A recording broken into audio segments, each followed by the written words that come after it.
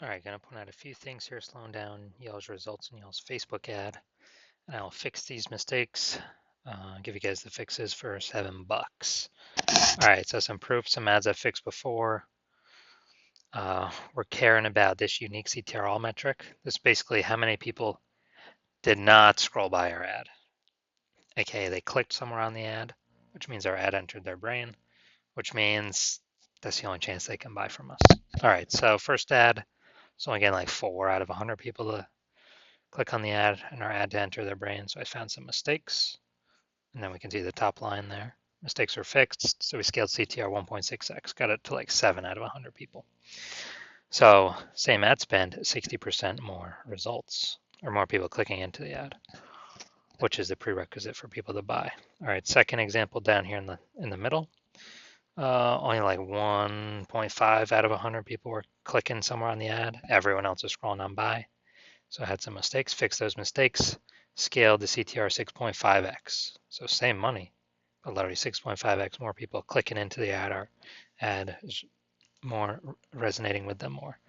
All right, third ad, 5%, 5 out of 100 clicking on the ad. I fixed the mistakes, got up to 15 out of 100, so scaled CTR 3x. Some other wins, middle column here, unique CTR, all that same metric again. How many people out of 100 is our ad entering their brain? Average looks like I got here is like 12 out of 100, 12%. And whenever anyone checks their metrics for how many people are not scrolling on by, it's all, mine's basically always way, way, way higher. So let's look at this. So we got the below creative cluster mistake. We got so we got too much stuff below our creative. The false belief that caused us to make this mistake is A, we don't even know we're making a mistake, and B, Facebook is recommending we fill all these things out. But the reason Facebook's doing that is because it causes more people to scroll by our ads, which earns us less money, but earns Facebook more money because Facebook can serve more ads per unit time as more people scroll by our ads. And our ad never enters their brain and they never buy from us. So yeah, those are the consequences. Way more people scrolling by our ad than necessary, wasting our money, throwing away our results. Next, the creative. This is the looks like an ad mistake. The false belief that caused us to make this mistake is A, we did not even know we were making the looks like an ad mistake, and B, that that's kind of how all the other all the other ads we've seen have looked, and this was the right way to do ads in print, newspaper, magazine, poster, telephone pole. For social media is 100% incorrect.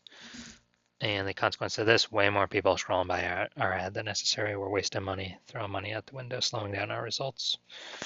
And let's see. Next, we check the headline. That's the first 2 3/4 lines, Facebook newsfeed mobile. This is what people will actually be seeing. Actually, I'll probably cut off there.